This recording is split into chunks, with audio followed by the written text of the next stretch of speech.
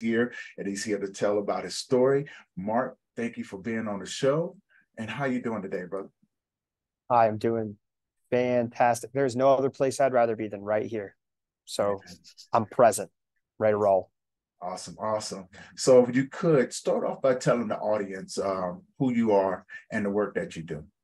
You got it. My name is Mark Matthews. I am, you know, to be blunt, I'm a product of redemption. Mm, I feel like I'm living a borrowed life that I'm very lucky to be a part of. And what I'm doing with that right now is I'm trying to heal a divided nation. My goal is to unify America in yeah. the spirit of service and healing. And so I do that through right now I'm finishing a PhD in social psychology where I study identity and how we make sense of who we are. And at the same time that I'm doing that, I work on a coaching and consulting business where I help people and organizations actually find the truth of their story Mhm. by getting out there and talking about it in the way you're talking about, like we're doing here with grief.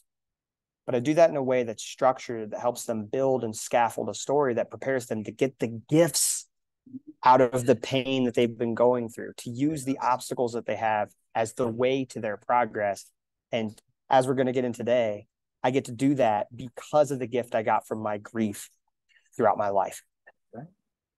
Now, that's really interesting because most everyone I know that's in this field, we have a journey, we have a story that we tell, that has gotten us to this place of healing and wanting to serve others, right? And so let's dive into that a little bit, or as much as you want to. How did you get into this, and how did you turn it around and begin to see the blessings in your grief, and then make the decision to want to serve others and help them? Yeah. So growing up, my childhood from like 0 to 6 years old was all about my mom. I was a mama's boy. I loved my mom. I can still, when I shut my eyes, I'm 29, I see her beautiful, highlighted blonde hair. That I see this warm woman, the voice of an angel who would sing in choir at church. I see this person who there's nothing I want more than to be close to my mom. And from 0 to 6, that was my life.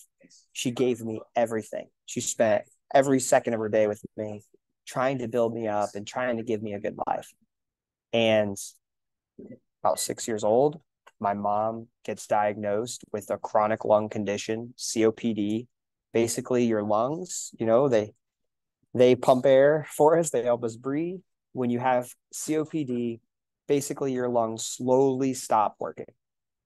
And so, depending on how fast that goes, you watch a person go from fully alive and vibrant to literally suffocating, and their life, goes away.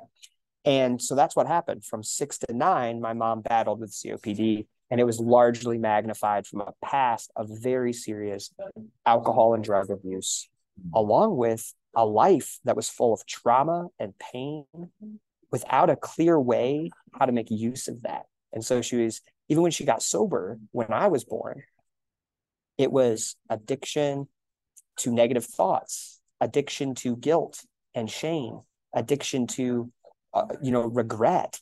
She was living in a state that was constantly eroding her life and her soul at the same time her physical body was doing that.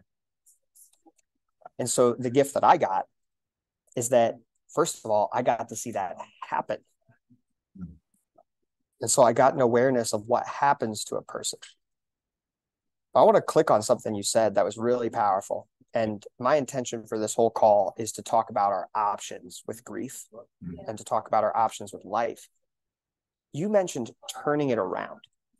And in America, this comes right out of narrative psychology. In America, we like this theme called the redemption arc, where you go through a really rough time and it's like, oh, they're counted out. The worst time you go through, the better. Because then when you turn it around, that's what makes us feel alive. It makes us feel purpose. It makes us feel meaning. It makes us feel really good. And there's lots of scientific studies on this. If you, give people stories to read, they like a redemption arc. Nobody likes the story where it's all positive and happy and everything's been amazing. And that's because they feel like they can't identify with it. It feels fake. It feels inauthentic. It feels unrelatable. But I want to make a point right off the beginning. There are ways of dealing with the most emotionally difficult challenges of life that are positive, uplifting, and empowering, and you never have to turn them around. Now, it doesn't work out that way for everybody, but I want to be really clear. When my mom died when I was 9 years old, I walked up to her bedside. She was in a coma. I asked the doctor, can she hear me? You know, I'm a little boy. Can she hear me? Doctor says, yeah. And I remember I had confidence when I said this. I took my mom's hand and I said, Mom, I'm going to be okay, because I believe she was just sticking around and suffering to take care of me. I said, I love you. And I said, you can go to heaven, because I believed in heaven. And so I thought I was delivering my mom this relief that she didn't have to stay around for me. Mm-hmm. And she died that night. And what's amazing about this is that at the same time that there's missing my mom and there's a lot of pain and difficult things that I had to go through, at the same time that's happening, I also believed my mom was safe. I believed that she was at peace. I believed a lot of positive things. And the truth is that in any negative situation you go through, you get what you focus on. So my grieving process, it wasn't all bad and really painful and I'm stuck and lost. It was sometimes I'm in pain and I'm stuck and I'm lost and I'm scared and I'm sad and I'm broken and I want mom. But sometimes I'm happy and I'm grateful and I'm thankful and I feel this sense of peace, because I also believe when I would focus on my mom's at peace right now, my mom gave me a better life because of how she chose to treat me right now. Mm-hmm. I'm a hero because I'm carrying on my mom's legacy right now. At those times, that happened at the same time. It's not all or nothing. It's not black and white. You could be laughing at the funeral. And I think I'm just going deep into this because it's kind of my pet peeve. I feel like our society conditions us to believe that grief is all bad and you should feel all bad, and then it's all good, or it's better, or it never gets better and you stay bad. And right. It's all of it at once. And I think, is that enough to get us started? Oh man, that's awesome, because I like that, right? Because I could tell you, coming from a place where I did have to deal with some deep losses, some really deep losses. And I think the relationship, because both of my parents are gone, my younger brother's gone, and my son passed away, right? So every relationship that I had a different feel in the grief. And I totally agree. It doesn't always have to be good or bad. It can be a mixture, and it comes and goes in waves, right? And then I would say there's some losses that will impact you a lot harder than others. You know, say for instance, when my younger brother passed away, it was hard because there was a reality that my sibling is gone. You know, and the relationship that I had with him, versus when my dad passed away, because, you know, being males, you know, we tend to want to buck up, right? You know what I'm saying? We got to buck up because that's what we taught by the males in our family, versus the relationship I have with my mother. My mother was my best friend. So when she passed away, my world pretty much crashed, right?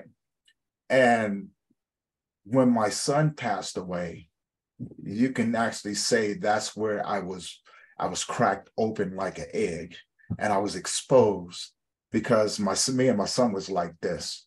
So walking through the transition, you know, I was able to come to a place of acceptance, you know, over a period of time with my mom and dad, going, you know, I appreciate them. And it felt natural, right? Not so much with my younger brother, because I was like, wow, he was supposed to take over where I am, right? You know, being my younger brother. When my son passed away, I was going, well, my world has changed. And so I guess, you know, the relationships is what determine how fast, you know, and how frequent those moments came. Some was a little bit longer, and some not so much, you know. So yeah, I totally agree with what you're saying, but finding a place to coming through and saying, you know, at some point in my life, I want to feel something different. And I guess for me, it was deciding up here and in my heart of saying, you know, there's nothing I can do to change the moment that changed my life, but I could change my life from the moments. I really resonate with what you're saying, and I appreciate you, because I know where you're at in Mm. regards to being in that grief process of so many different people. I haven't yet had children, and that's one I haven't experienced. So I'm looking to you already and I'm saying, wow, well, you know what? I got a role model if it ever happens. I know exactly who I'm calling. Hey, And man, that I'm makes me available. feel connected. Yeah, I'm That available. makes me feel connected. I wish it on no one. I wish that sort of pain, the loss of a child, I wish that on no one. But unfortunately, there's nothing that exempts us from having it, or it happening to us. And being in a position now, um, I'm just happy to be able to help other men like myself, and be there just in case, and trust me when I say this, I wish it on no one. But if ever, I'm privileged to be in a place to be able to serve others, to help them walk through that dark moments that they have. You know, I appreciate what you're saying. What I'm going to say right now, I'm still working on how to word it because I know how this is going to sound, it could sound flippant Yeah, and yeah, it could sound like, what is this guy saying? It's almost insensitive. But I want to let you know the reason I'm saying it is because it's what causes a huge shift for people's experience of all of these things that are happening, including in my own life. right. Um, when you say, I think it's so interesting when you say, I wish that on no one. I love what that says about you because it says you don't want people to be put in that suffering. You want love and light and Mhm. goodness and an amazing experience for other people. And at the same time, it's that wish that creates a story Mm. that perpetuates the pain and actually magnifies it. Because if your goal was, I listen to what you said, and I think about this in my own life all the time. When I was in the most pain was when I said to myself, I shouldn't have lost my mom when I was 9. All right. Most pain ever. And it separates me from everybody else. And it tells me that something unfair happened to me. But that's just ignorance of reality. Reality is that we're all striving under the human condition to try to get the most of our life. Right. Yes. That's it. Yeah. That's it. And we don't get the expectation that you're going to live long or that even your love is going to be received. Like, it's letting go of that expectation that frees us to Hmm. have the most power, like in good, like power to make positive effects on the people around us. Right. So when you say that, I one thing I don't do is wish that people don't go through what I went through. Most of the people that I've met in my life, especially younger people who Mm. haven't gone through what I've gone through, are chronically crippled by feeling like they don't have a purpose, that they don't have some deep mission that they're connected to. They are floating and they're becoming disenchanted with life. One of my best friends said this to me point blank. It was very blunt. Most people would say it's very insensitive, but he told me, he's like, Mark, you're lucky. And I was like, why am I lucky? I mean, I know, but why? And he was like, you're lucky because so much terrible stuff has happened to you that every good thing feels unexpected. Yes. Yes. I love that right there, and I totally agree. So let me elaborate a little bit. You know, when okay, so when I lost my son, he was 8 years old. So in a sense of being a male, I'm already in my 40s. It was like it was like I was being suffocated by a world of water. You understand? And in the same sense, I'm blessed and I'm privileged to have gone through these things because it taught me. It taught me to appreciate, right? But it also taught me that there's another level of happiness out there. There's silver linings in everything that we go through. The pain sucks. And that's what I mean. Like, that pain truly sucks. But in life, like you said, in order to truly enjoy it, you have to first you have to first go through some things. and in a lot of cases, in order for you to figure out a purpose in this world, whether it be, artistic, being creative, or, servitude and things like that, you must first learn how to ask for help. Right. So there's a give and take in both of it. It's the yin and the yang in this life, right? Um, so and that's what I mean by that, like I don't want to see anyone have to struggle, because some grief will kill you. You can die from it. And being a person who being someone who has walked the path and almost taken my life, made the bad decisions, going through what say my grieving process, you know, coming in and coming back around full circle with a different perspective on life has given me a drive to want to keep pushing forward, right? To leave a legacy, to say, hey, you know what? This is not it for me. This is not it. And this is not it for you, right? We can do so much more with what we have experienced. And that's the only reason why I say things like that, because I know the depth of the pain that came along with it. Absolutely. And I really appreciate that sentiment, because that's the majority of my life story too. And I Right. want to be Yes. really clear, by the way, the reason I started this was like, this isn't to sound flippant, is because I'm not judging that either. That your grieving process that you just laid out there is a normal path that I see lots of people take, and it yields Yes. meaning, purpose, and growth. And at the same time, what I'm challenging our culture to think about right now, what I'm challenging myself to think about, Mm. because that's how I approach being a psychologist, and not a doctor psychologist. I'm more of a research psychologist, but also a philosopher. Ask the questions that are legitimately like destroy your worldview. Yes. Ask them. And Yes. and so I said, okay, right now, like just flip it. What if the story was different?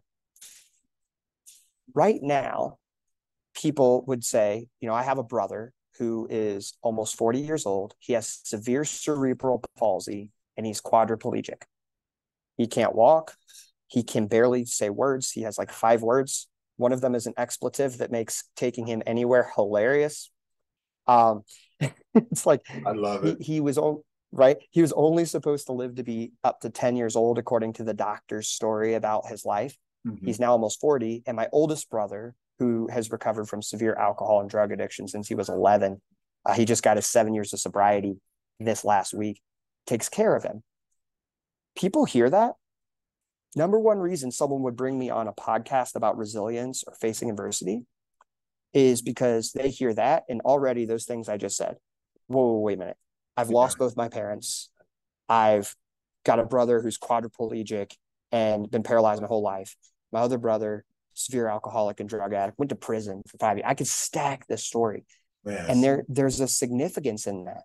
If I tell that story that way, that's very significant. And it feels consistent with what I'm supposed to feel. But Right. what if I Right. just told you, what if I told you this is entirely true? Everything I'm about to say is true. It just leaves out the details. I feel such a deep, honoring connection to my mom and dad. I love them and they give me tons of strength. I Mm-hmm. have 2 unbelievably inspiring brothers who lift me up, and I feel privileged to have in my life. And that's why I'm here today to talk about resilience. Nobody would say, nobody would say, like, get him for grief, get him for resilience, get him for anything, because they'd be like, he doesn't apply, Hmm. right? He doesn't apply here. He doesn't fit the qualifications. And it's interesting to me because when I look at my life, as I was grieving as a child, I felt like I was supposed to be sad all the time. I felt like Yes. I was supposed to be different than everyone else. I felt like I was supposed to, every time Mother's Day comes, I better be a mess. And everybody treats me like I'm a mess. When I say I have a quadriplegic brother who's got severe cerebral palsy, people are like, oh, I'm like, what you don't know is that he's one of the most joyful people I've ever met in my life. And because he Yes. doesn't have the ability to have expectations about everything he should be doing, he just gets to live in pure joy so much easier. There are so many people who are in a worse place in life than Yeah. my brother because they're crippled up here. And I'm like, we get to decide that that's what culture is. Culture Yes. teaches Yeah. us how to navigate that. And so when I think about that, I think about some of the grief I've had that were pure joy, beautiful. I think about my best friend's grandmother, sitting in the room with her as she's passing away, with my best friend and two of his uncles, holding their hands and just being there with her and watching her go, like watching life leave her body, and that being a positive experience, fully positive. That's amazing. Yes. That's also real. It's Yes. true. And it came from me learning that and then applying it when grief came. I didn't walk around being like, time to be, it doesn't mean that I wasn't thinking about her more. It didn't mean that I didn't also still need more time to think about her rather than maybe working or plugging back into the other areas of life. It didn't mean I didn't need space, but the fact that I needed the space didn't mean I didn't need to be in pain to need the space. Right. Yes. Yes. My brain just needed to work through it. And that's what grief is. It's a problem that your brain's trying to make sense of, an inconsistency with what just happened, with what you think should have happened. So you need space to work it out and tools to work it out. But none of those tools have to cut you off at the knees, have to destroy your ability to do the things you love outside of it, have to make you depressed, have to make you, a bearer of empathy. It can, and sometimes that's what happens because we can't control everything about our experience, That's but true. it does not have to be that way every single time. And the more we learn how not to have it that way, grief can be a peaceful, uh, connecting, beautiful experience that is naturally creating growth. Whereas right now in our society, grief, it's an exception when people get growth from grief. It's usually something that cuts them off. Yeah. Okay. I got a No, lot no, on this. you're brother, you're good. I love that right there. I do love that because there are some instances, and not comparing anything to anything, but there have been instances where, I've lost people and have looked at it and went, wow, I can reflect on that person's life and look and say, this person had a full life. What they're going through right now is a blessing because for me now, I understand that these things are normal, right? So that was the one thing that I was never privileged with as a youngster growing up was that I never knew. Right. And I think that's when we talk about cultural and societal norms and things like that, we tend to relate to what we feel is normal from what we see other people doing, right? Until we can come into our own and find that blessing and find that bliss and happiness inside of it. And a lot of times it comes from experiences throughout life, multiple experiences to where we can finally sit down and go, you know, today is a good day. It's not a bad day. It's not a sad day. It's not, one of those days I know I'm going to have to experience my emotions, but I choose in this moment in time to remember the memories that I've had with this individual. Hold on to them. So, I have a saying: when we leave this world, and we all will, make sure that when we become someone else's thought, make sure that the thoughts that you have of this individual makes you smile, makes you laugh. And when you grieve over this individual, honor them through that laughter, through that happiness that they brought to you. Keep your head up and remember that when tomorrow comes, that memory is still, you're going to have a ton more memories that come by. Honor them, laugh, and cry. Because one thing that I did understand or finally came to the realization in my 40s was that, they may not want to see you cry. They might not want to see you go through what you perceive as the hardest things in your life. They're looking at you saying, hey, I have not gone. I may have gone in the physical sense, but I'm still here. Grab onto that and let me walk with you as you experience me in this new world. I love that. That's integrating the people in your life into who you are. Hmm. That's all that last night. It's funny because I wasn't even thinking about this podcast last night when this happened, but Sundays are my day of restoration and preparation.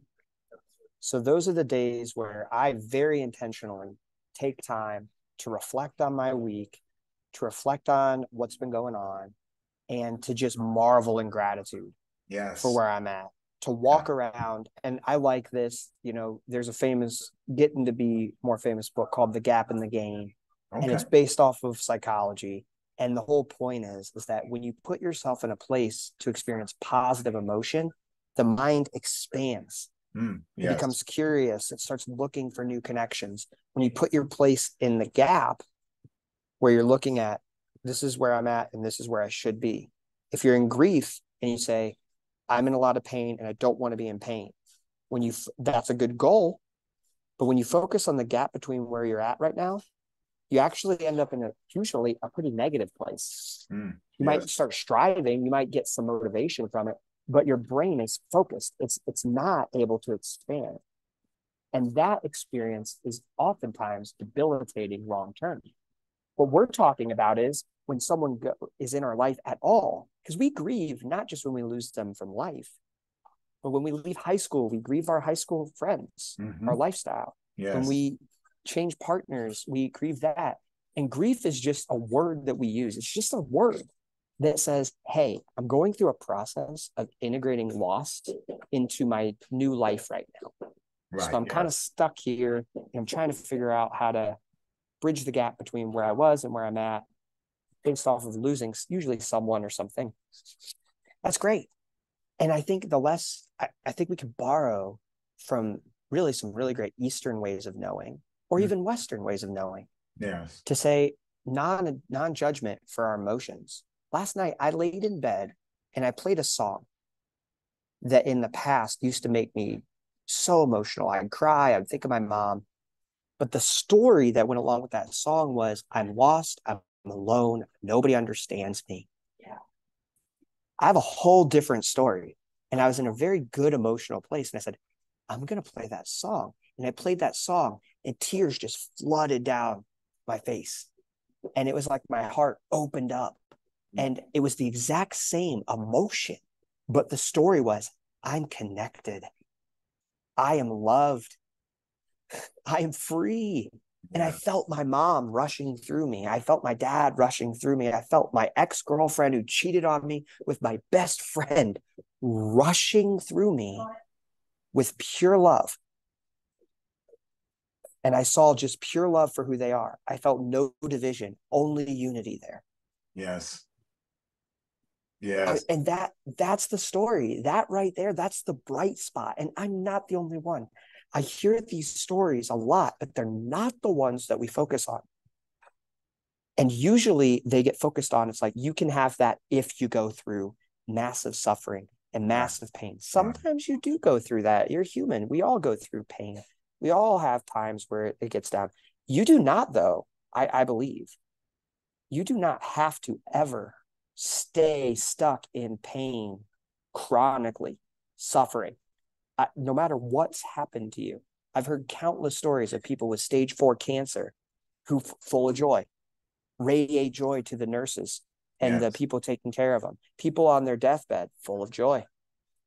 It's like, what are you talking? Viktor Frankl talks about this, about how when he was in a concentration camp with all these people, they might not have been full, they're literally starved and dying, but the people who made it were the ones who could jump in and see, oh my gosh, if I survive this, I'm going to be able to do this and this and this and this and Yes. this. And they get joy from that. And that's what sustains them. I'm going to make it another day because of what I can do with this. Oh my gosh. That's your Nelson Mandela's. That's why Dalai Lama said happiness is the goal of life. Not because we should live to be hedonists, but because if we can learn how to be happy, I don't care how smart you are. I don't care what therapy you have. I don't care any of that stuff. What will help people the most is if you can role model how to be happy in all situations, to live in a beautiful state. And that I literally, I know this sounds kind of crazy, but I literally mean how you could be happy when you're sobbing and your body's shaking or you're in a panic attack. I have a panic disorder. Like, I'm saying this, like, I was in a panic attack. So funny. I kept having panic attacks and I kept looking for new ways to get through them. Mm-hmm. And one of them was, I'm going to try to have the most fun day I possibly can have in the middle of a panic attack. Can I have joy while my mind feels like it's over here and my body's shaking? Can I have joy during that? 8 hours long, I was in this panic attack. Had one of the best days of my life. Sounds flippant. Sounds ridiculous. Sounds almost messed up. It almost sounds a little bit like this guy's crazy, full of crap, or he's distorting this and tricking himself. You are kind of tricking yourself. But the point is that if you can get your perspective in the right frame, you can have a positive experience even through the most emotionally difficult experiences. No emotion is inherently positive or negative. We decide whether that is for us or against us. Right. That's my stance. That's where I'm at now. I'm open to that revising. That's where I'm at now at 29. See, I find that amazing because believe it or not, I would tell you how this world works and how beautiful it is. At the end of the month, we're doing a panel discussion talking exactly about that, right? And the question is integrating past and present traumas.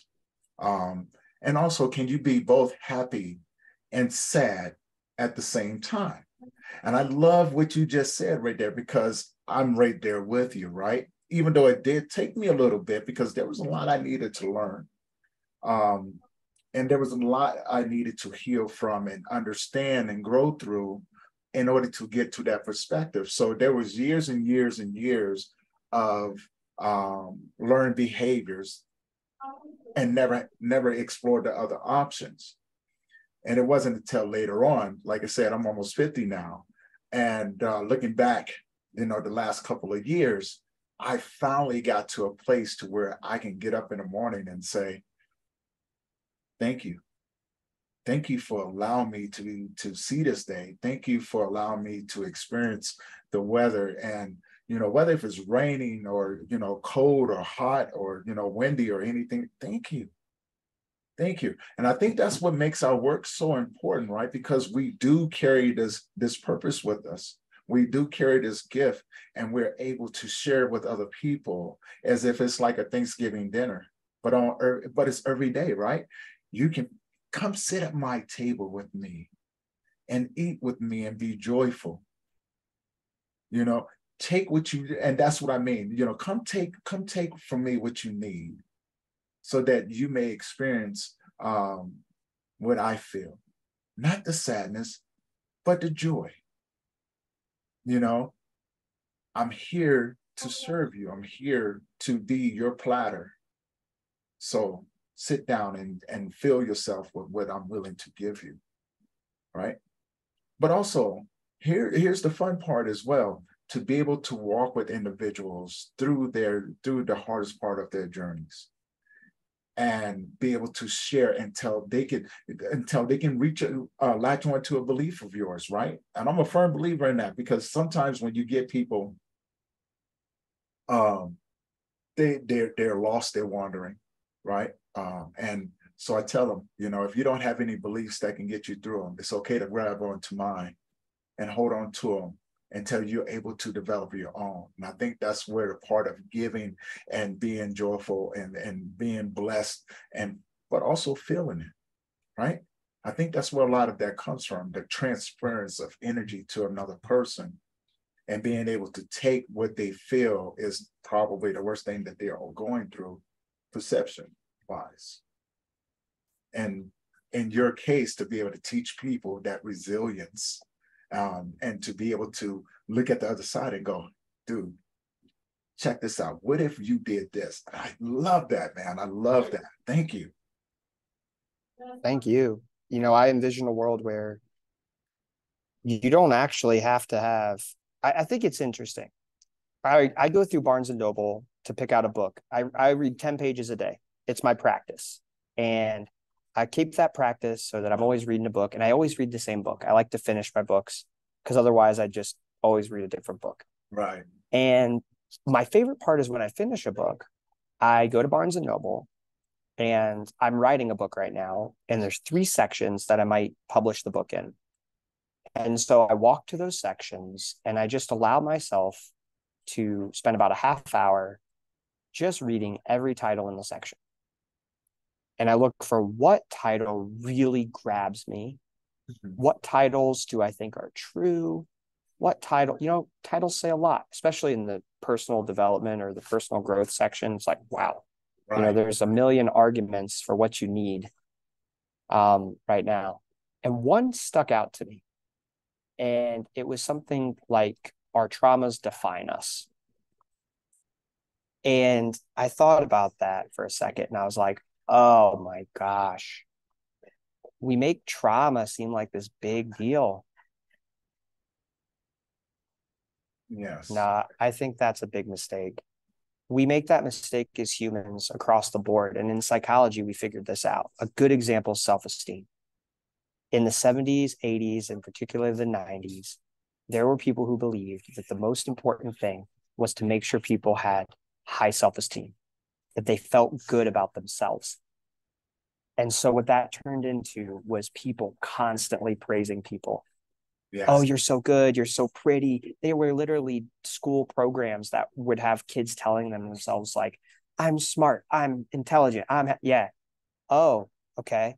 And this is where we need some wisdom. And Dr. Albert Ellis, who is a co-founder of cognitive behavioral therapy with Dr. Aaron Beck, he was like, this is a terrible idea. He was like, this is how you breed narcissism. Because what we don't need is more judgment of the self. We Right. don't need people focused on whether they think they're good or bad. We need to do the opposite. We need less judgment of the self. Humans are way too complex to judge, because you could give me 50 facts about yourself that are positive and negative, 50 experiences in each direction. I could pick 50 of those. And if whichever ones you focus on, that's how you feel. And that's exactly how self-esteem works. Right. Whichever thoughts you validate about yourself, that's how you feel. But Albert Ellis said that is a bad idea, because you're raising the significance of self-esteem rather than helping people get more connected to what they actually need to feel good, which is connection and growth. Mhm. That's what you need. You need to feel like you belong, and you need to feel like you are expanding, you're exploring. That's what we do as people. And so you get your nurturing side, and then you get your adventuring side. And he saw that and he said that. And he created a little group based on self-acceptance. It's the opposite, where you don't judge yourself. It's non-judgmental, and you just focus on being a little bit better, but you genuinely don't care that much about how you feel about yourself. I think we do the same thing with trauma. We do. I, th- I think we make it so significant. You can see it right now. It's a topic that people would say to stay away from. I think we do it with diversity, where we value being seen as diverse so much, or being seen as inclusive so much, Mhm. that we actually focus more on the presentation of it than on the practice of genuinely connecting and allowing ourselves to become closer with people who are different than us, to be affected by people who are different than us. And so is self-esteem a good thing? Sure, but it's not that important. Is being seen as diverse a good thing? I mean, that's great if it's because you have deep connections across your organization or within your relationships. Right. But just being seen, that's not what you focus on. You focus on the relationships. Let's build 10 times more relationships to build that and feel good about it. It's like, I've built more relationships with people who I don't know, and I'm learning how to do it. That's where we should feel good. Yes. And with trauma, the best stories of trauma, we should have story after story after story of the people who were like, oh my gosh, here's where something would normally make a trauma that sticks with me for 10 years of my life, and I ruminate over it, but it didn't, because I saw it like this. But it didn't, because I saw it like this. Right. In your panel recently, someone used the example of when a kid falls and they scrape their knee. They're told to get up, don't feel bad about it. Okay. You can't control whether there was physical pain or not. Right. But don't throw the baby out with the bathwater. Get up. How painful is it? It kind of hurts. It's like hurts. It's like I feel it on my. What's it like? It's like my knee. I keep feeling my knee. I keep feeling like I got to do something, but I don't know what to do. It's like, well, you know what? What could we do? Oh, well, put a band-aid on it. That's what you do. Let's put a band-aid on it. Hey, look at that. You fell because you were adventuring, because you were living life. And then we put the band-aid on it. All right. Is there anything else we need to do? No. Great. Let's go build positive, enjoyable adventures. Let's get back on the bike. Like I love that. that's that statement. And even in masculinity, the idea that we are tough, there is a toxic side that is we ignore the actual emotion. Hmm. But there's also the side that's like we have discernment about the emotion. That's what we're looking for. There are times where we think, oh, oh my gosh, like you cut me off. I'm supposed to be mad now. Right. It's like now you hurt my honor. It's like now I'm mad. That's it. You don't ignore it. You're like, oh, cut me off. It made me feel that way. Trying to build rapport. We build rapport. And I think that's a big piece of it. We should, good resilience is that you've developed the skills so that pain, grief, tough experiences, alcoholic parents, which I've had, emotional abuse, which I had, Hmm. is no longer something that defines you or is the most significant problem in your life. Yes. That's the goal, I think.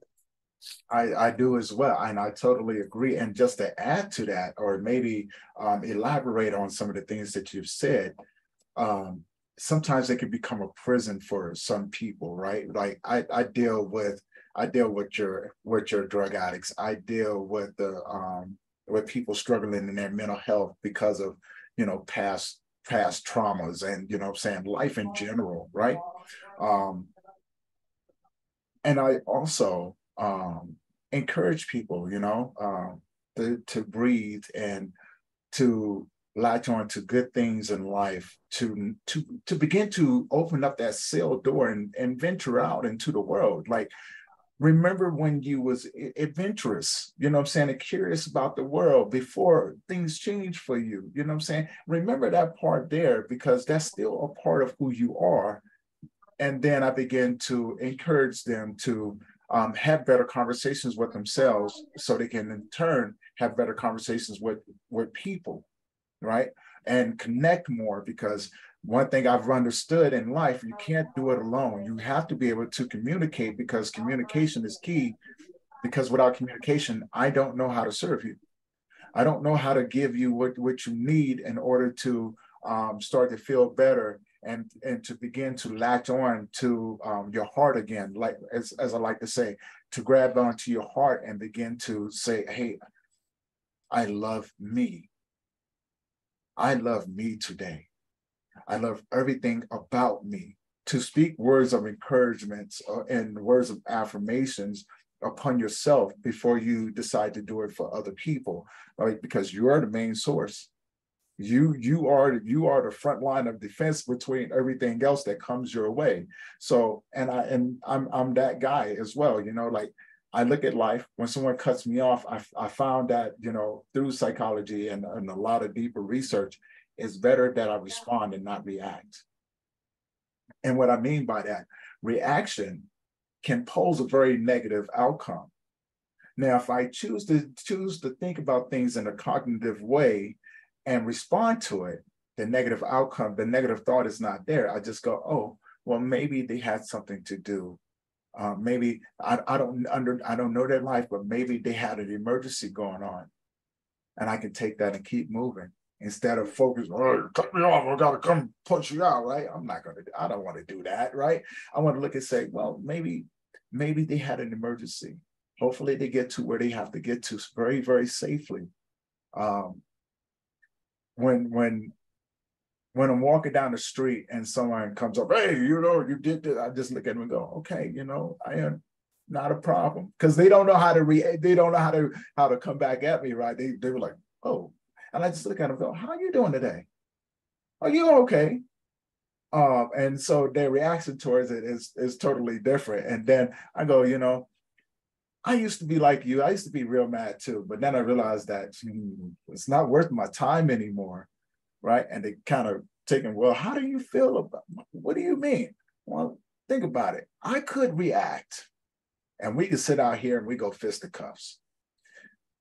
It's not going to solve anything. Both of us are going to get in trouble.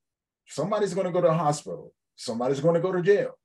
Me personally, I don't want to go to either one of those places because I have a real big fear of hospitals.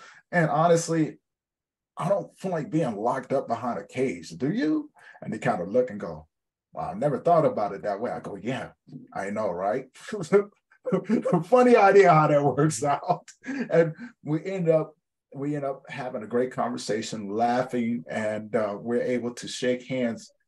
And I realized that at the end of these conversations, there's a huge hug that goes on, one that seems like it lasts forever, right? And when we walk away, I know here and where they feel and hear that when they walk off, they're going to do the same thing for someone else.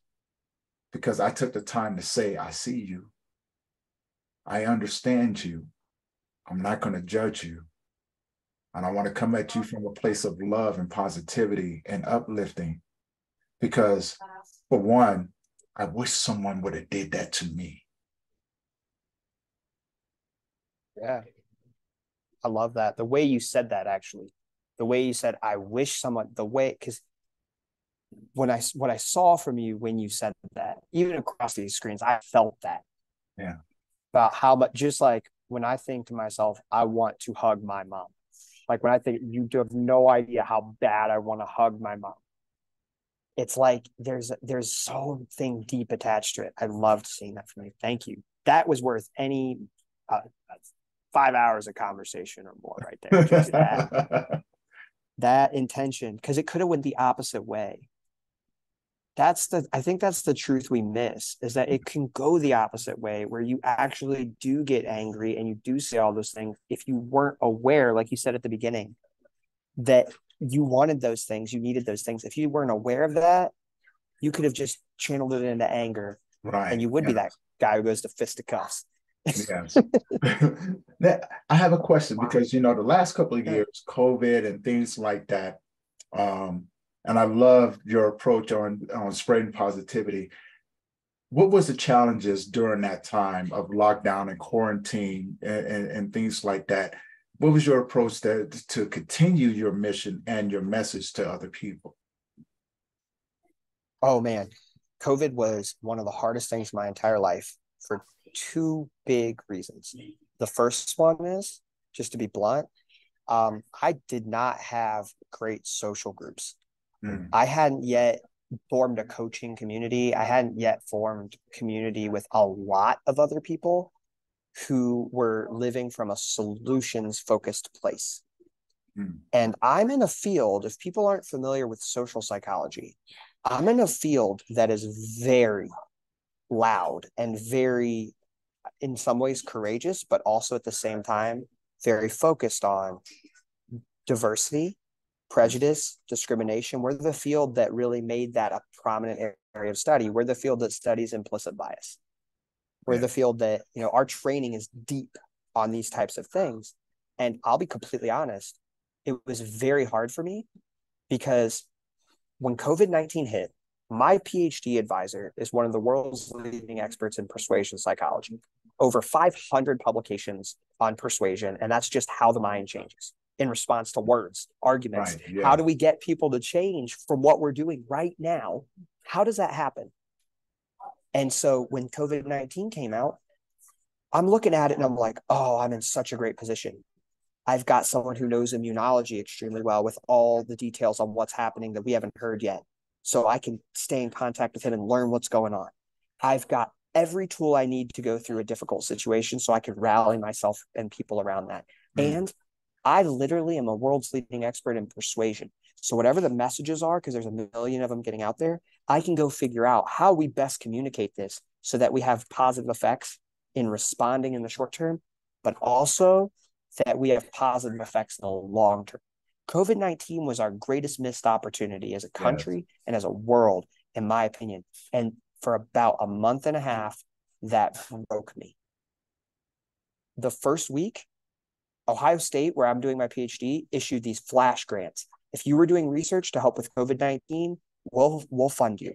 So all of us researchers could submit proposals to get money to immediately run studies to try to help with COVID-19. Mm-hmm. That's very rare that you get that opportunity.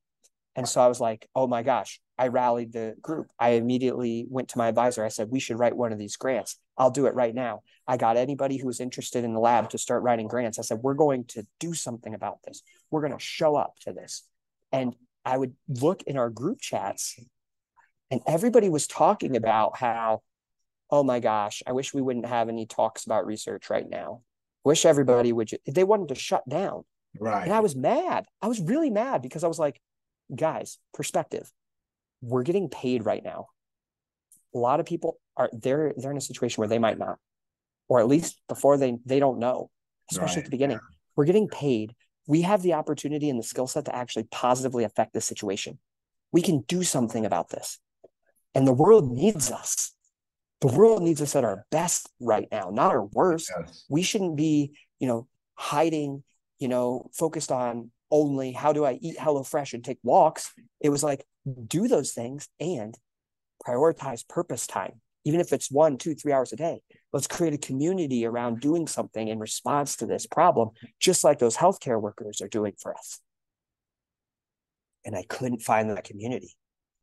Okay. And I broke for a month and a half. I broke because I truly believed that no matter what was going on around me, that everything, all that mattered was what was up here. Mm-hmm. And then I made the biggest mistake. And this is what kept me down. I judged them for it. Mm. If I could go back to that time, to any person in that situation, these are people who are good, honest, loving, beautiful human beings. Right. I'm privileged enough to have been through enough adversity throughout my life that I was prepared to respond to that. But I was not prepared to be a leader for those people, to be someone they could rely on, to be someone who made them feel safe and secure so they could get to that spot, to be inspired again. They were just scared. And I was just another person telling them that what they're feeling or doing is wrong. And they should feel something else. I made big mistakes. And then I felt divided from everybody else. And I started ordering food out every night and staying up till 4 or 5 in the morning, watching The Office. Every bad coping mechanism I ever developed, I did it. I play in video games all night. A couple of days of that made sense. Yeah. I remember first couple of days, I was up till like 8 a.m. with my best friend. We're like, we got to stay up till 8 to get to the grocery when it opens before everybody gets there. So it's safe. So like we're up all night, we're eating wings, we're eating ice cream. We went to the grocery store and, we stocked up on Little Debbie's and all stuff I never even eat. Right. Yeah. Yeah. Yeah. Off the deep end. But immediately, it was funny. I lost my way for about a month and a half. And after that, I saw my vulnerabilities and I immediately started rebuilding. I sought mentors and got people to get in my life. I hired a coach to help me. I went to therapy. I just went to every tool I could find. I got a growth team put together. I started having regular meetings with people. I found people who wanted to work on projects. I built that community. It was there to build.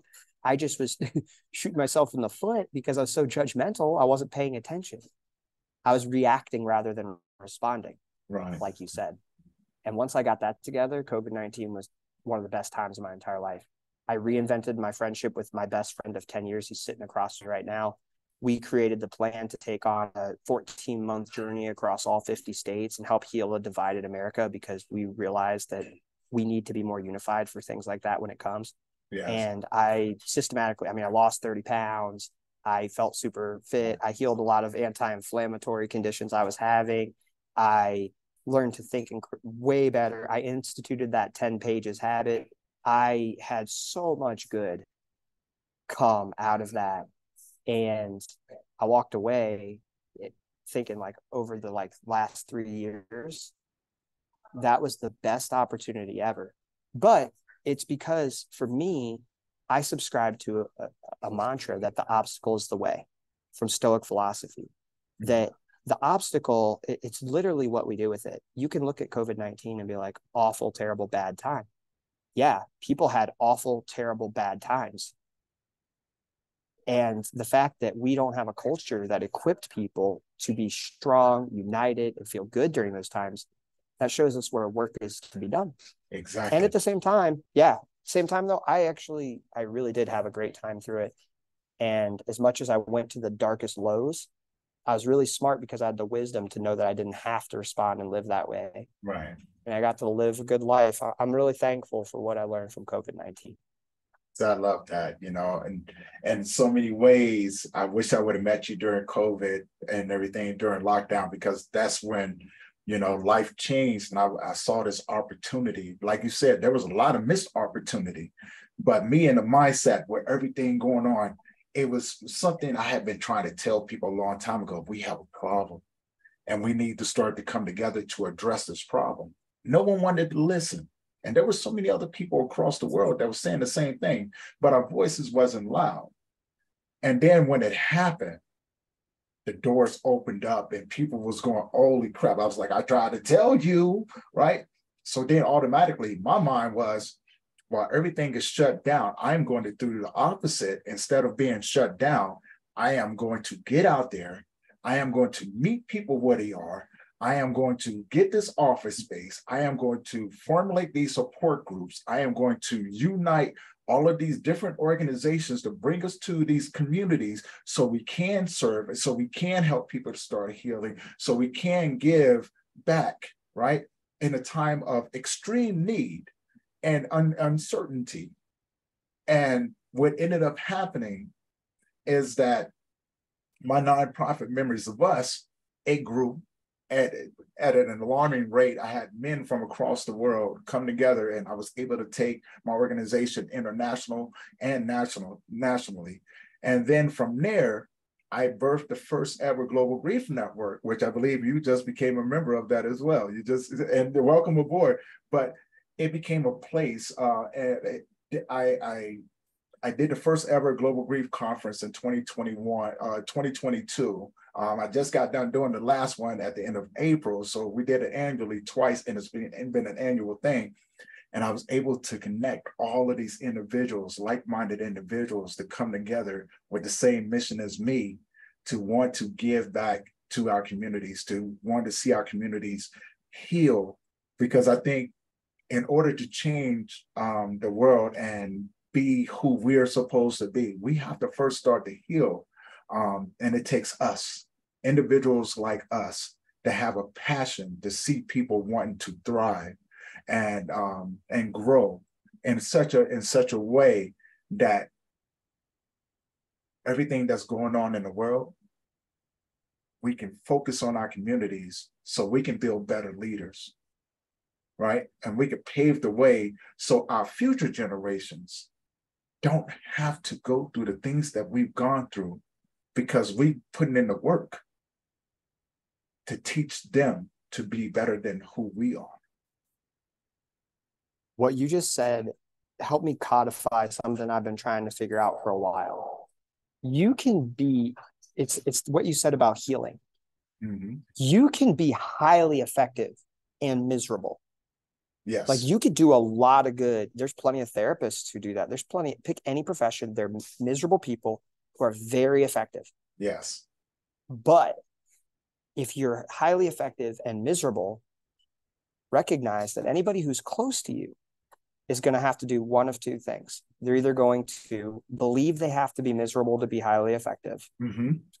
or they're going to think, I will never do that because I have to be miserable to be highly effective.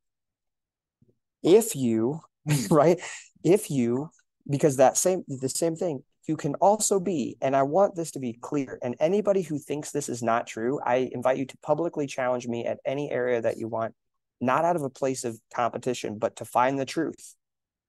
Because if this is not true, I'm telling it to a lot of people. You can be just as effective or more and be fulfilled and happy. Mm. And if you do it that way, your children will want to do it. And that's a huge thing. If the story is I sacrificed my life so you could have a better one, by the way, the child learns, because I heard that story. The child learns, oh my gosh, I'm such a burden. Now, sometimes they hear, oh, I'm so grateful, and that's amazing. But Right. they hear, I'm a burden because of me, you had to be miserable. But if you're like, I created a fulfilling mission that moved the like created a better world so you could, have even more joy. Right. And I'm glad it's been a great time. They're like, oh my gosh, I'm an inspiration. Do you want the people who are looking at you to think they're a burden that require your sacrifice, or that they're an inspiration that help you fulfill your purpose? I Mm. think that's the conversation we need to have. And at the country level, that is what I want for America. That we are a country where people look at us and they say, oh my gosh, they do have prosperity. They do have a lot of beauty. It's already here. They Yeah. have a lot of good stuff. And that's why a lot of immigrants, because I've been interviewing them across the country, come here. They're like, it's amazing. Right. I Yeah. want them to say they have all this prosperity and all they want to do is help other people have it. It's amazing. Like that's what they want. We are inspired by them. America is an inspirational country. And I like, just like you said, it starts right here. Be an inspiration to the child who needs you, and then like be an inspiration to the others. I love it, dude. I feel like Oh, we're cut from the same cloth in the right oh, way, we man. are.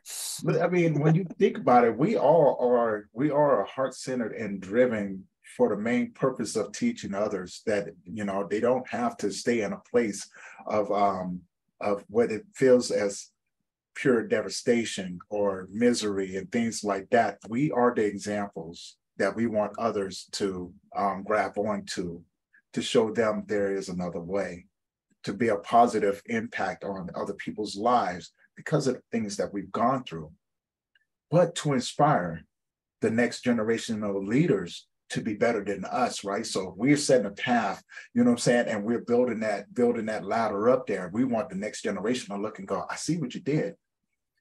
I want to be better than that. And it's going to teach them to go outside of the box, to reach higher, and to accomplish things that we could never imagine. I think that's what our purpose here to do that. And with that being said, I know it's getting later, and everything, man. I could talk to you forever, man. So we definitely have to do this again. We would definitely have to do this again. But before we go, man, where can people find you? You can find me online. Facebook and Instagram is a great place. If you go to @FaceMyFear, you'll Mhm. find my personal page. That's where, if you're interested in coaching with me, I do like a I really love to do an initial session with someone, even if that's not something they want to do long term. But if you want to learn how to build a life like this strategically, like check me out. I love to do that, or just connect with me. I aim to create an environment and be a part of groups that spread this, not just positivity, but like a better way of living. And so I love that. Face My Fear is really good. And if you want to connect with our tour, we're spending 1 week in all 50 states, literally living in local homes. So I've stayed in over 110 local homes across the US, over 37 states and counting. And we share stories of the people we met. There's a book that's coming as we wrap up the tour about how to unite America, but also how to use your culture.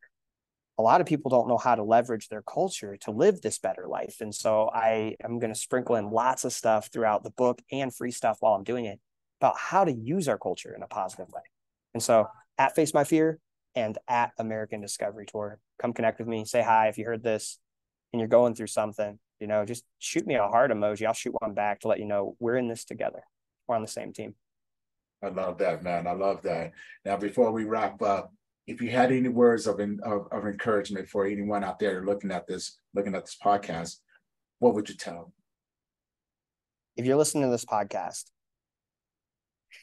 there's a chance that what you heard just inspired the heck out of you and you felt alive and you felt like you got a new insight, and that's like a really great feeling. Go do something with it. So go share it with somebody, or reach out to someone who's part of this. Reach out to Tony, reach out to me. Like, just connect on that.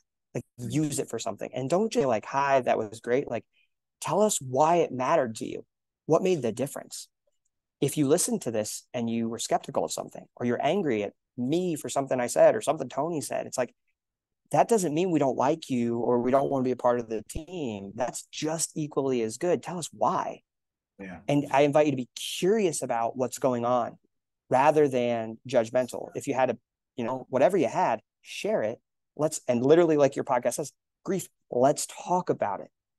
We're all here in good faith. And so I think that's a big thing. Also, more people are out there wanting good for you and rooting for you than are against you. And I can promise you, having spent time in homes across the US and talked to people from all kinds of different regions and backgrounds, all kinds of different political beliefs, religious beliefs, anti-religious beliefs, anti-political beliefs. I mean, you pick a characteristic or a lifestyle. I've met people on that spectrum and multiple of them. And I can tell you that when you really get down to it, those people, they actually do, they want love and they want to love. Our beliefs are what are getting in the way. And so let's systematically improve them so that they can actually work for us rather than against us. Man, I love that. I love that, man. And Mark, thank you for being on the show, man. Thank you for bringing your story and your positivity, man. Such an amazing individual, man. Such an amazing person. Thank you for honoring me with this. I definitely appreciate that. For those who are listening, you know what to do, man. If you enjoyed this episode, you guys know what to do. Hit that subscribe button, hit that bell notification. Let us know what you think. You know what I'm saying? And if it impacts you in a positive way, and you think that it can help somebody else, share it with that individual and let them know that they're not by themselves. And with that being said, man, we're wrapping up another episode of Reef Let's Talk About It podcast with another amazing guest. And we love you. You guys take care and peace.